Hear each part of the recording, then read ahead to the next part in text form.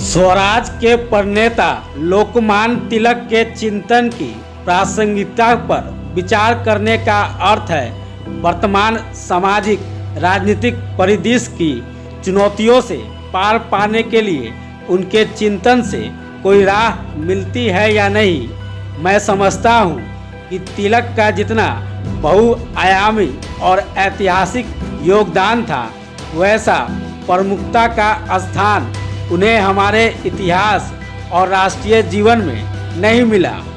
स्वराज पर्व के अवसर पर बाल गंगाधर तिलक के विचारों की प्रासंगिकता पर विषय पर रामदयालु सिंह कॉलेज के श्री कृष्ण सभागार में आयोजित राष्ट्रीय सेमिनार के मुख्य वक्ता और राजनीति शास्त्र के प्रोफेसर डॉक्टर अनिल कुमार ओझा ने ये विचार रखे। उन्होंने कहा कि गांधी जी ने तिलक जी को आधुनिक भारतीय का निर्माता और जवाहरलाल नेहरू ने उन्हें भारतीय शांति का जनक कहा था।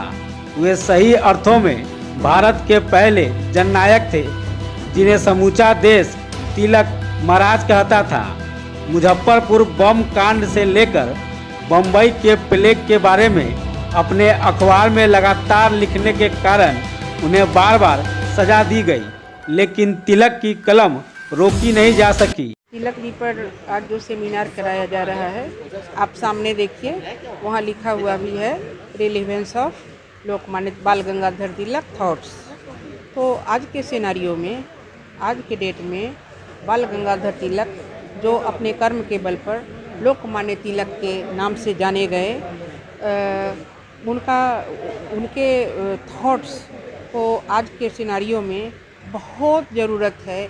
हमारे युवा पीढ़ियों के लिए, हमारे आने वाले समाज के बच्चों के लिए, समाज के हर प्राणियों के लिए बहुत ज़रूरी है, क्योंकि उन्होंने जो गणेशोत्सव शुरू कराया महाराष्ट्र में, वो गुलाम होने के पहले, गुलामी के पहले भी छत्रपति शिवाजी ने घर घर में गणेश जी की पूजा कराई थी। मैंने अपने स्पीच में भी कहा है, गणेश जी की पूजा क्यों कराई गई, क्योंकि गणेश जी बुद्धि के देवता हुए, और किनके द्वारा हुए, अपने पिता शंकर जी के द्वारा वो बुद्धि के देवता हुए। क्योंकि सारे देवता को जब वर्ल्ड परिक्रमा करने की बात कही गई, तो सारे देवता वर्ल्ड परिक्रमा करने लगे कि जो उसमें सबसे पहले लौट के आएगा वही फर्स्ट करेगा। तो गणेश जी सबसे पहले आके बैठ गए। पूछा गया, जब सारे देवता लौट के आए तो हुआ कि आप ये सबसे पहले आप कैसे आ गए। तो गणेश जी ने जवाब दिया कि मेरा पूरा वर्ल्ड, मेरे लिए पूरा विश्व मेरे माता पिता हैं और मैंने परिक्रमा कर लिया। तो उनको शंकर भगवान ने आशीर्वाद दिया कि आने वाले भविष्य में सबसे पहले तुम्हारी पूजा होगी, तभी किसी भी व्यक्ति का कोई भी काम सिद्ध होगा। और तब से वो हमारे रिद्धि और सिद्धि के देवता, बुद्धि के देवता हैं। इस विद्या मंदिर में, महाविद्यालय एक विद्या मंदिर है, यहाँ पर बुद्धि के देवता का आगमन हुआ। क्यों हुआ? क्योंकि हमारे बैकबोन में हमारे लोकमान्य तिलक हैं। उन्होंने ही ये गणेश पूजन शुरू करवाई थी, और करवाने का मेन मकसद यही था कि सभ्यता भले समय के साथ बदलते जाए, लेकिन हमारी संस्कृति, जिस संस्कृति को हम खोते जा रहे हैं, उस संस्कृति को नहीं बदलना चाहिए। भारतीय संस्कृति अपने आप में अनमोल संस्कृति है, जिसका दूसरे कंट्री वाले अनुकरण करते हैं। और हम अपनी संस्कृति को इस साइंस टेक्नोलॉजी के युग में हमारे जनरेशन, जो हमारे भविष्य के बच्चे हैं, खोते जा रहे हैं।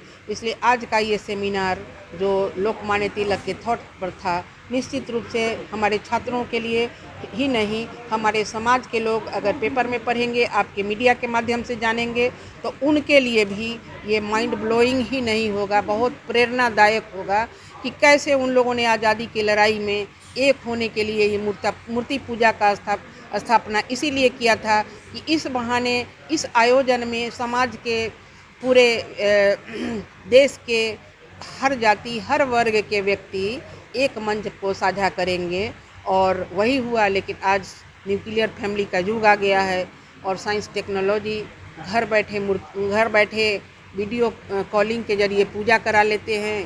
वीडियो कॉलिंग के जरिए, वीडियो कॉन्फ्रेंसिंग के जरिए हम लोग डेली पटना मीटिंग कर रहे हैं। तो मीटिंग तो कर रहे हैं, लेकिन क्या हम सामने अपने पदाधिकारी जो हमसे ऊपर के पदाधिकारी हैं उनके सामने बैठ के जैसा मीटिंग सेटिस्फैक्ट्री होता वैसा नहीं हो पा रहा है। निश्चित रूप से आज का आयोजन पूरे मुजफ्फरपुर वासियों के लिए, बिहार वासियों के लिए प्रेरणादायी है।